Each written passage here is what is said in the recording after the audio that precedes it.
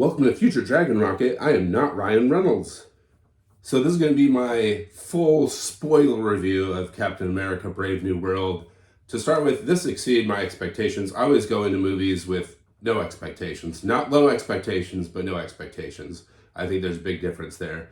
So it exceeded my expectations. Right off the bat, like it was fast-paced, action-packed. It still was funny. It still had some jokes. The new Falcon, I think the character's name is Joaquin Torres. He was the comedic relief for the most part. Isaiah Bradley did have a few jokes, but overall, how would I give this? I mean, honestly, I would give this like a 7 out of 10, to be honest. I'm definitely going to be rewatching this once it comes out on Disney Plus. And let's get into it. I'm going to break down what happens with every character, what happens with different elements of the story, and how we move forward in the MCU after this. So first of all, Adamantium is now in the MCU officially, because Deadpool and Wolverine, yes, it had the TVA, but it was more of a Fox movie, really, than an MCU movie.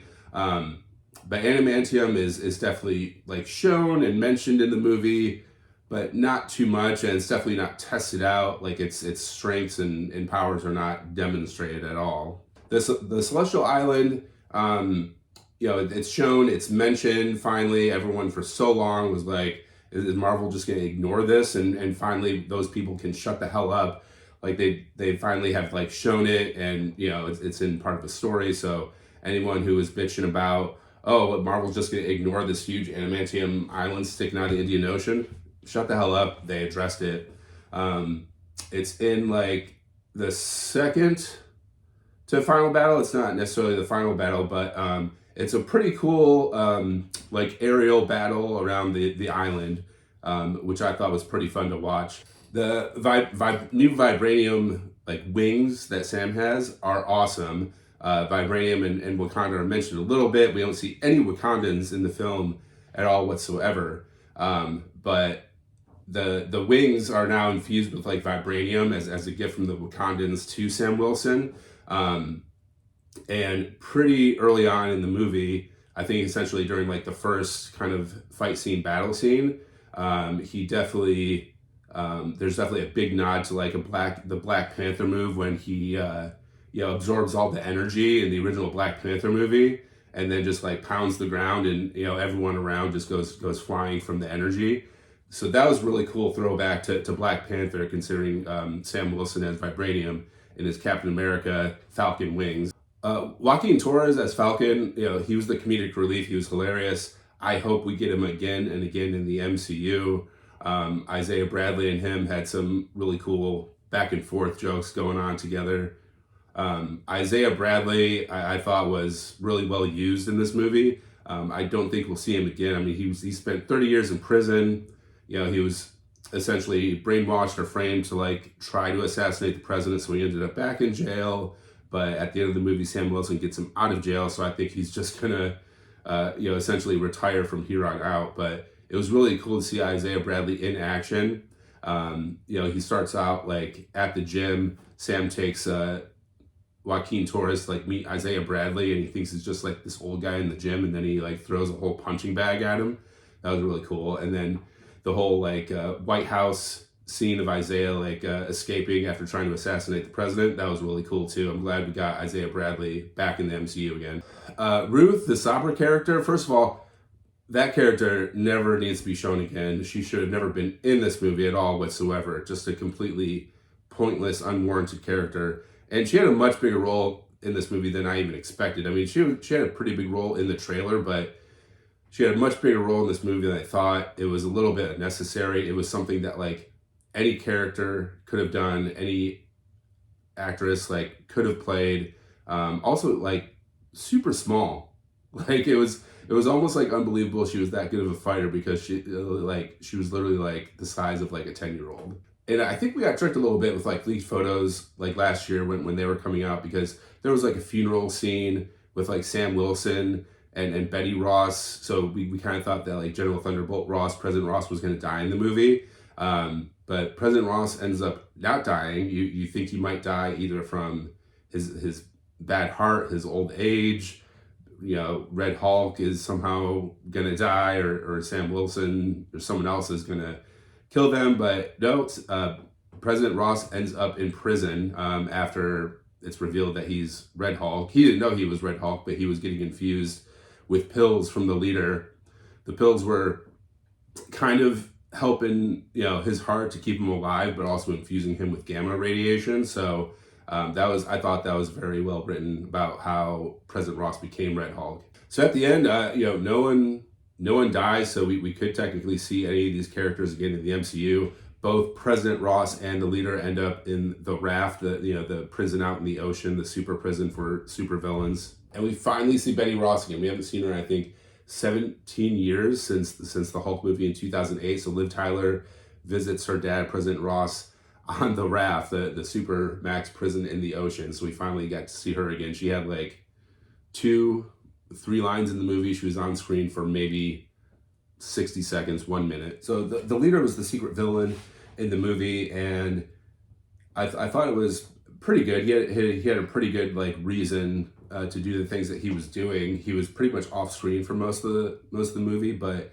when you did see him, he looked awful. He didn't look anything like his comic counterpart at all. I think they could have made him look much better for the movie. I thought it was pretty sloppy. But if you're a Marvel fan, if you've seen all the movies, if you rewatched some of the movies before watching Captain America Brave New World, if you've read up on the characters, the actors, you kind of knew what was happening in the movie the whole time. Casual fans, maybe people that aren't necessarily Marvel fans that watched the movie, probably didn't know too much what was going on, so it was probably a bit more of a thriller for those people. Giancarlo Esposito, amazing actor. He did great in the movie. A little bit of wasted potential. He could have been used for a bigger character, used more. He was in 2 fight scenes pretty early on in the movie, which were great. He's great with guns and knives. He's a great actor, great voice. I really hope that they reuse him more and more. He did not die, so he could definitely be used in the MCU again. He ends up in prison, getting arrested.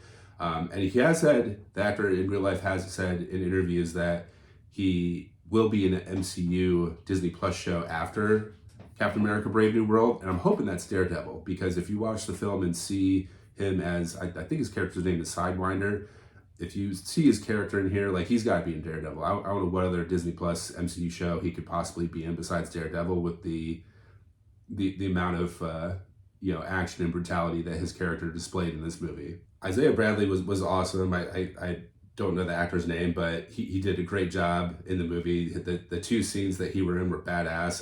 His fight scene in escaping the White House after the attempted assassination of President Ross was awesome. Sam Wilson did great in this movie. Sam Wilson is Captain America. He's doing a great job. Anthony Mackie, the actor, is doing a great job. I think he's got huge potential for the future of the MCU, multiple projects. I think the character is doing really well. So I hope all the racists on the internet that say Sam Wilson cannot be Captain America, whatever, just shut the hell up. And we do get some mention of Bruce Banner. I don't know how they could have fit him into this movie, whether it was just Bruce Banner or the Hulk, or he's just on a phone call, or is just briefly shown or whatever. But he's mentioned.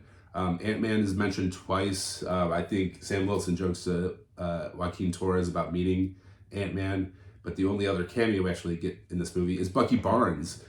He's actually running for Congress. I don't know, maybe in the state of New York. So we get Bucky Barnes visiting Sam Wilson in the hospital after some fight scene in the movie, and they have a little serious conversation, and then they joke at the end. So it's really cool, because going into this movie, I was wondering how is Sam Wilson going to have his own movie now without Bucky after Falcon and the Winter Soldier.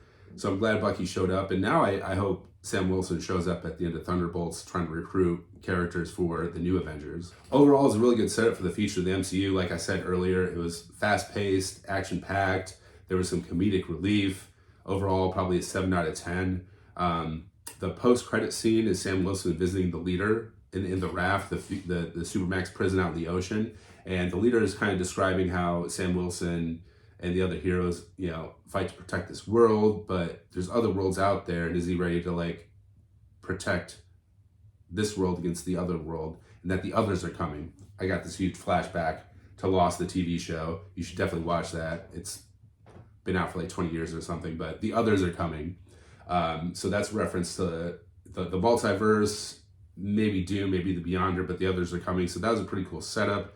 But let me know once you see this movie, how would you rate it? What do you think about the characters? What do you think about the returning characters? Because we got the leader and Betty Ross back after 17 years. So it was really cool to see both those characters back on the screen. And tell all your friends to subscribe to Future Dragon Rocket.